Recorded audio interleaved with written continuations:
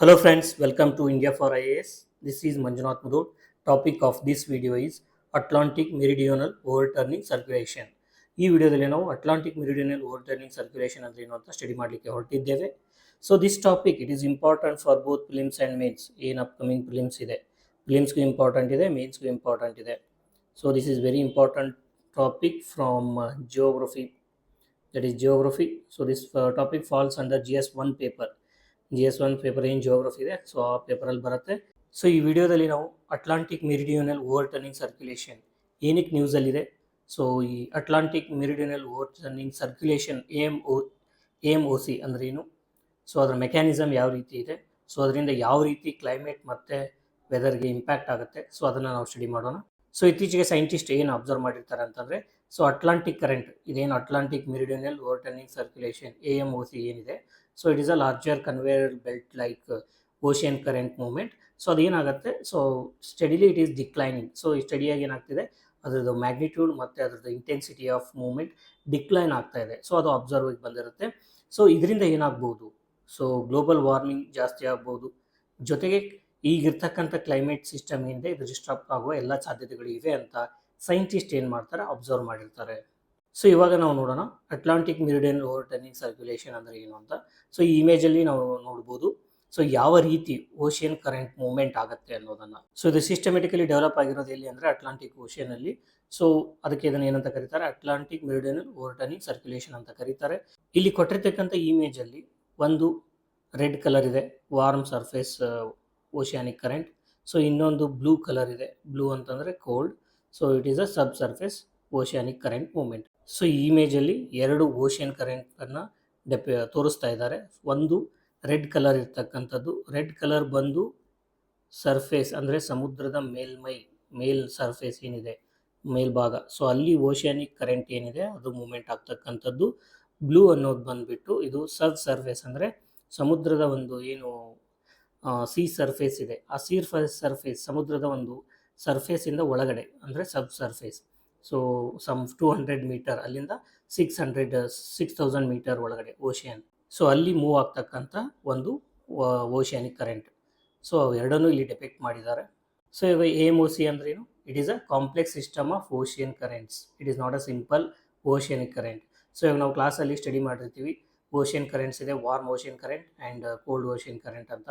So ಇಲ್ಲಿ ಬಂದು AMOC it is a complex system of ocean current and eddies. So ocean currents and eddies, and it forms a vertical loop across the Atlantic Ocean. So ಇಲ್ಲಿ Atlantic ocean ಇದೆ, ಇಲ್ಲಿ ಏನು ಮಾಡ್ತಿದೆ, ಒಂದು vertical ಲೂಪನ್ನು create ಮಾಡ್ತಿದೆ. ಯಾವ ರೀತಿ ಅಂತ ನೋಡೋಣ. ಸೊ ಇದೇನಿದೆ ವಾರ್ಮ್ ಇರ್ತಕ್ಕಂಥ ಓಷಿಯನ್ ಕರೆಂಟ್ ಏನಿದೆ ಸರ್ಫೇಸ್ ಭಾಗದಲ್ಲಿ ಮೂವ್ ಆಗ್ತಾ ಇರುತ್ತೆ. ಸೊ ಇದು ಮೂವ್ ಆಗಿ ಈ ಪೋಲಾರ್ ರೀಜನ್ ಅಂದರೆ ಈ ಗ್ರೀನ್ಲ್ಯಾಂಡ್ ಏನಿದೆ, ಸೊ ಇಲ್ಲಿ ಬಂದ ತಕ್ಷಣ ಏನಾಗುತ್ತೆ, so it starts to sink. So ಅದು ಟೆಂಪ್ರೇಚರ್ ಕಡಿಮೆ ಆಗ್ತಾ ಹೋಗುತ್ತೆ ಓಷಿಯನ್ ವಾಟರ್ದು. ಸೊ ಟೆಂಪ್ರೇಚರ್ ಕಡಿಮೆ ಆದಾಗ ಇದೇನಾಗುತ್ತೆ, ಸೊ ಸಿಂಕ್ ಆಗಲಿಕ್ಕೆ ಸ್ಟಾರ್ಟ್ ಆಗುತ್ತೆ. ಸೊ ಸಿಂಕ್ ಆಗಿ ಇಲ್ಲಿಂದ ಏನಾಗುತ್ತೆ, ಸಮುದ್ರದ ಒಳಗಡೆ, ಸೊ ಈ ವಾಟ್ರ್ ಒಳಗಡೆ ಸಮುದ್ರದ ತಳಮಟ್ಟದಲ್ಲಿ ಅಲ್ಲಿ ಹೋಗಿ ಅಲ್ಲಿಂದ ಸರ್ಫೇಸ್ ಲೆವೆಲ್ ಮತ್ತೆ ವಾಪಸ್ ಬರ್ಲಿಕ್ಕೆ ಸ್ಟಾರ್ಟ್ ಆಗುತ್ತೆ.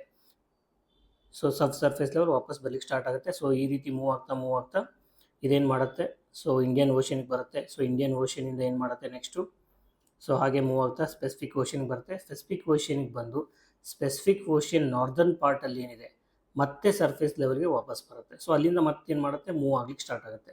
ಸೊ ಸರ್ಫೇಸ್ ಲೆವೆಲಲ್ಲಿ ಮತ್ತೆ ಅದೇ ಸೇಮ್ ವಾಟರ್ ಏನಾಗುತ್ತೆ, ಮೂವ್ ಆಗ್ತಾ so again it will come back to the, so it will move in Pacific ocean, then Indian ocean, then it will move to the Atlantic ocean.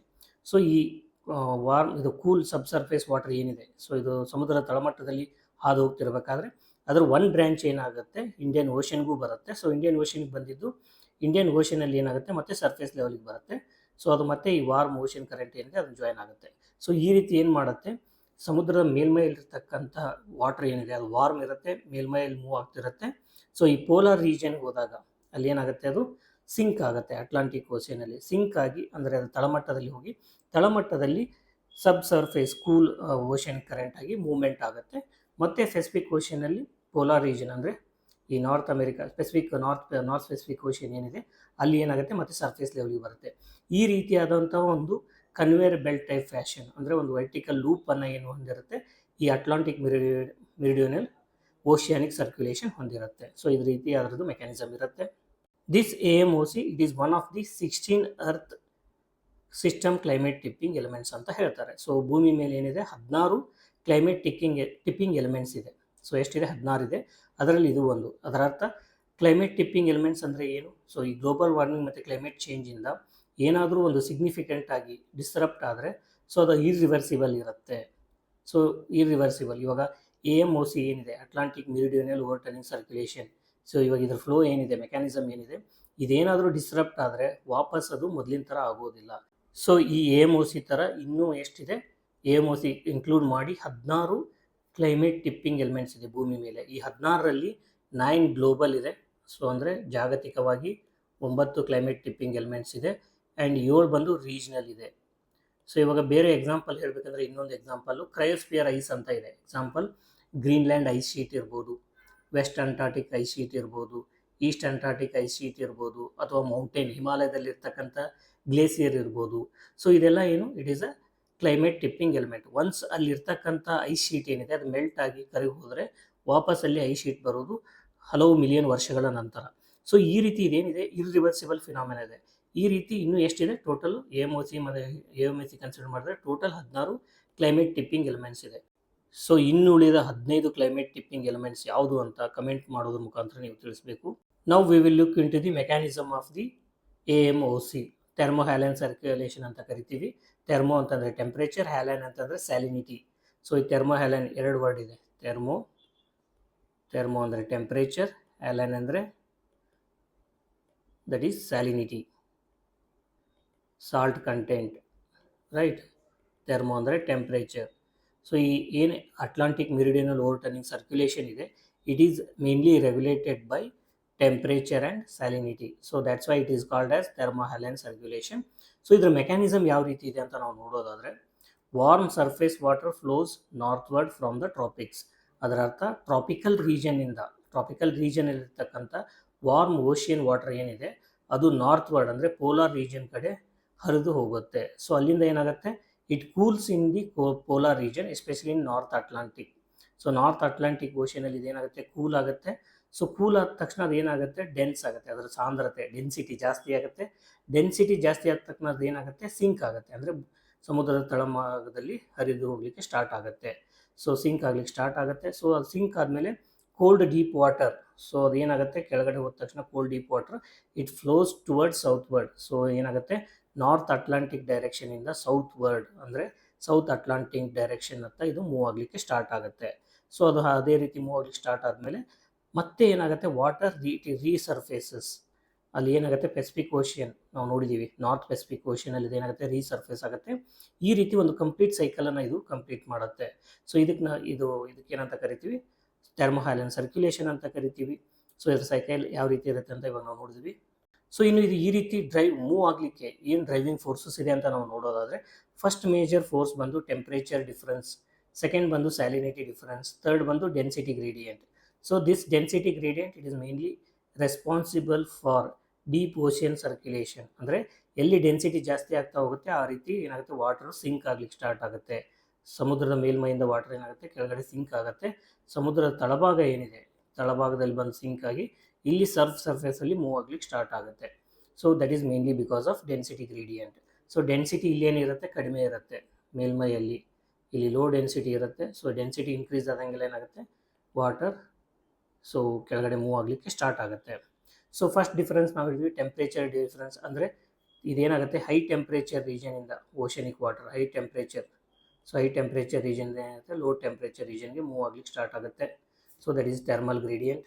And salinity difference ಅಂದರೆ, so salinity ಎಲ್ಲಿ ಜಾಸ್ತಿ ಇರುತ್ತೆ, if salinity is high, density ಏನಾಗುತ್ತೆ, density also increases.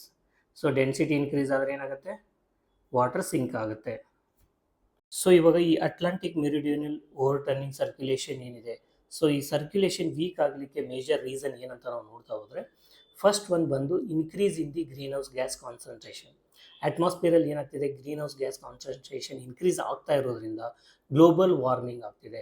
So ಇದರಿಂದ ಏನಾಗ್ತಿದೆ, so major driver, this is the major driver. So global ವಾರ್ಮಿಂಗಿಂದ ಏನಾಗ್ತಿದೆ, influx of fresh water ಆಗ್ತಿದೆ. ಇದು ಗ್ರೀನ್ಲ್ಯಾಂಡ್ ಐಸ್ ಶೀಟ್ ಏನಿದೆ, ಸೊ ಅದು ಕರಗ್ತಾ ಹೋಗ್ತಿದೆ. ಈ ರೀತಿ ಈ ಗ್ಲೇಸಿಯರ್ಸ್ ಮತ್ತು ಐಸ್ ಶೀಟ್ ಏನಿದೆ ಅದು ಕರಗ್ತಾ ಹೋಗ್ತಾ ಇರೋದ್ರಿಂದ ಏನಾಗುತ್ತೆ ಅಂತಂದರೆ ಫ್ರೆಶ್ ವಾಟರ್ ಓಷನ್ಗೆ ಆ್ಯಡ್ ಆಗ್ತಾ ಹೋಗುತ್ತೆ. ಈ ಫ್ರೆಶ್ ವಾಟರಿಂದ ಏನಾಗುತ್ತೆ, ಸ್ಯಾಲಿನಿಟಿ ಕಡಿಮೆ ಆಗ್ತಾ ಹೋಗುತ್ತೆ. ಸೊ ಫ್ರೆಶ್ ವಾಟರ್ ಎಡಿಷನಿಂದ ಓಷನ್ಗೆ ಫ್ರೆಶ್ ವಾಟರ್ ಎಡಿಷನಿಂದ ಏನಾಗುತ್ತೆ, ಸ್ಯಾಲಿನಿಟಿ ಏನಿದೆ, ಓಷನ್ ಸಾಲ್ಟ್ ಕಂಟೆಂಟ್, ಲವಣಾಂಶ ಅದು ಕಡಿಮೆ ಆಗ್ತಾ ಹೋಗುತ್ತೆ. ಸೊ ಇದರಿಂದ ಏನಾಗುತ್ತೆ, density driven. So this thermohaline circulation it is mainly density driven. So ಇದರಿಂದ ಡೆನ್ಸಿಟಿ ಏನಾಗುತ್ತೆ, density also starts to decrease. Density ಏನಾಗುತ್ತೆ, ಅದು ಕಡಿಮೆ ಆಗುತ್ತೆ. ಡೆನ್ಸಿಟಿ ಕಡಿಮೆ ಆಗೋದ್ರಿಂದ ಸೊ ಈ ಥರ್ಮೋಹ್ಯಾಲನ್ ಸರ್ಕ್ಯುಲೇಷನ್ ಏನಾಗುತ್ತೆ, ಇದು ಡಿಸ್ರಪ್ಟ್ ಆಗುತ್ತೆ.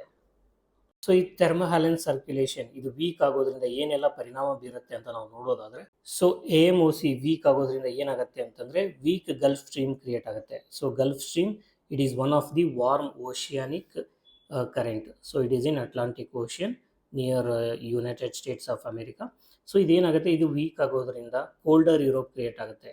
ಸೊ ಗಲ್ಫ್ ಸ್ಟ್ರೀಮ್ ಏನು ಮಾಡ್ತಿದೆ, ಇವಾಗ ಮೈಲ್ಡ್ ವೆದರ್ನ ಕ್ರಿಯೇಟ್ ಮಾಡಿದೆ, mild weather in Europe. So gulf stream it is a warm oceanic current. So ಇದು USA ಇಂದ ಯು ಕಡೆಗೆ ನಾರ್ತ್ ಅಟ್ಲಾಂಟಿಕ್ ಡ್ರಿಫ್ಟ್ ಮುಖಾಂತರ ಹೋಗ್ತಾ ಇರಬೇಕಾದ್ರೆ ಏನು ಮಾಡುತ್ತೆ, ಯುರೋಪಿಯನ್ ನೇಷನ್ಸ್ ಏನಿದೆ ಅಲ್ಲಿ ಮೈಲ್ಡ್ ವೆದರ್ನ ಕ್ರಿಯೇಟ್ ಮಾಡುತ್ತೆ. ಸೊ ಇನ್ ಕೇಸ್ ಇದು ವೀಕ್ ಆಗ್ತಾ ಹೋದ್ರೆ ಏನಾಗುತ್ತೆ, USA ನಲ್ಲಿ ಕೋಲ್ಡರ್ ವೆದರ್ ಕ್ರಿಯೇಟ್ ಆಗುತ್ತೆ, ಟೆಂಪ್ರೇಚರ್ ಡಿಕ್ರೀಸ್ ಆಗ್ತಾ ಹೋಗುತ್ತೆ ಯುರೋಪಲ್ಲಿ. Then cooling of northern hemisphere because of weak gulf stream. So gulf stream ಇದು ಮೂವ್ ಆಗ್ತಾ ಹೋಗ್ತಾ ಏನಾಗುತ್ತೆ, ಯಾವ ಕರೆಂಟ್ ಆಗುತ್ತೆ, ಸೊ ಓಷನಿಕ್ ಕರೆಂಟ್ಸ್ ನಾವು ಸ್ಟಡಿ ಮಾಡಬೇಕಾದ್ರೆ ಇದು ಎಕ್ಸ್ಟೆಂಡ್ ಆಗಿ ನಾರ್ತ್ ಅಟ್ಲಾಂಟಿಕ್ ಡ್ರಿಫ್ಟ್ ಅಂತ ಆಗುತ್ತೆ. ಸೊ ಈ ನಾರ್ತ್ ಅಟ್ಲಾಂಟಿಕ್ ಡ್ರಿಫ್ಟ್ ಇದರ ಟೆಂಪ್ರೇಚರ್ ಕಡಿಮೆ ಆಗ್ತಾ ಹೋದರೆ, ಸೊ ಇದು ವೀಕ್ ಆದರೆ ಆಟೋಮೆಟಿಕ್ ಇದು ವೀಕ್ ಆಗುತ್ತೆ, ಟೆಂಪ್ರೇಚರ್ ಕಡಿಮೆ ಆಗುತ್ತೆ. ಸೊ ಆಟೋಮೆಟಿಕ್ ಏನಾಗುತ್ತೆ, ನಾರ್ದರ್ನ್ ಹೆಮಿಸ್ಪಿಯರಲ್ಲಿ ಕೂಲಿಂಗ್ ಇಫೆಕ್ಟ್ ಕ್ರಿಯೇಟ್ ಆಗುತ್ತೆ. ಸೊ ಏನಾಗುತ್ತೆ, ಕೂಲಿಂಗ್ ಇಫೆಕ್ಟ್ ಕ್ರಿಯೇಟ್ ಆಗುತ್ತೆ ಎಲ್ಲಿ, ನಾರ್ದರ್ನ್ ಹೆಮಿಸ್ಪಿಯರಲ್ಲಿ. ಸೊ ಇದರಿಂದ ಏನಾಗುತ್ತೆ, ಯುರೋಪಲ್ಲಿ ರೈನ್ಫಾಲ್ ಕಡಿಮೆ ಆಗುತ್ತೆ. ರೈನ್ಫಾಲ್ ಏನಾಗುತ್ತೆ, ಕಡಿಮೆ ಆಗ್ತಾ ಹೋಗುತ್ತೆ. Because so as the temperature decreases there is a less evaporation, less humidity in the air mass and no decrease in the formation of clouds and precipitation. So because of that, and also along with that, there is a possible influence on El Nino and global climate. So ಇದರಿಂದ ಏನಾಗುತ್ತೆ, L ನೀನೋ ಎಕ್ಸೆಂಚುಯೇಟ್ ಆಗೋ chances ಇರುತ್ತೆ. In turn ಏನಾಗುತ್ತೆ, Indian monsoon and global climate ಮೇಲೆ impact ಮಾಡೋ ಸಾಧ್ಯತೆ ಇದೆ. So these are the possible impacts of the weakening of AMOC. So coming to the climatic significance of AMOC climate wise ಯಾವ ರೀತಿ ಸಿಗ್ನಿಫಿಕೆನ್ಸ್ ಇದೆ ಅಂತ ನಾವು ನೋಡ್ತಾ ಹೋದರೆ, so it is the key regulator of what, global heat distribution. So ಯಾವ ರೀತಿ ಇದು ಗ್ಲೋಬಲ್ ಹೀಟ್ ಡಿಸ್ಟ್ರಿಬ್ಯೂಟ್ ಮಾಡುತ್ತೆ, ಸೊ ವಾರ್ಮ್ ವಾಟರ್ನ, so it carries warm water towards, say for example this is earth, this is equator, so this is tropical region, so this is polar region. So we can consider this as polar region, right. So ಇಲ್ಲಿ ಏನಾಗುತ್ತೆ, so because of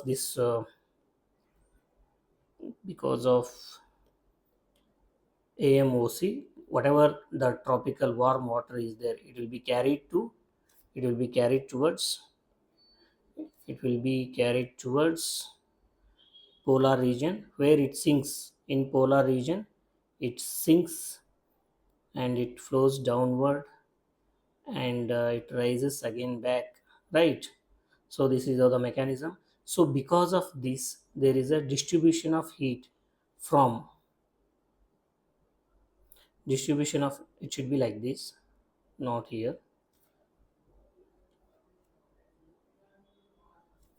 So what is happening here, because of AMOC there is a distribution of heat from tropical region to polar region.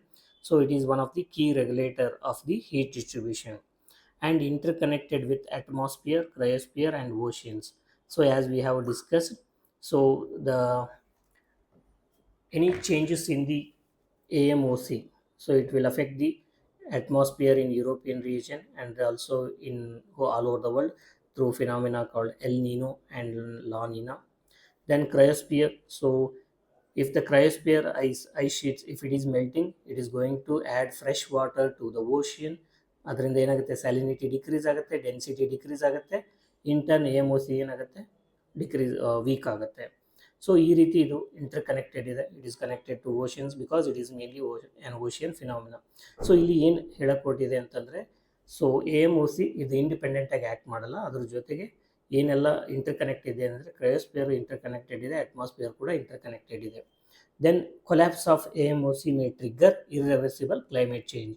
In case AMOC ಏನಾದರೂ collapse ಆಗಿಬಿಟ್ರೆ irreversible ಅಂದರೆ reverse ಮಾಡೋಕ್ಕಾಗದೇ ಇರ್ತಕ್ಕಂಥ ಒಂದು ಏನಾಗುತ್ತೆ, climate change ಉಂಟಾಗುತ್ತೆ. So this is all about Atlantic Meridional Overturning Circulation. So based on the topic that we have discussed so far, that is AMOC, here we have provided one prelims practice question. Go through the question and comment your answer. The answer and detailed explanation for this question is available in the PDF handout, which you can download by joining our Telegram channel. The link to join Telegram channel is provided in the description box. So thank you for watching. See you in the next video. Till then, happy learning.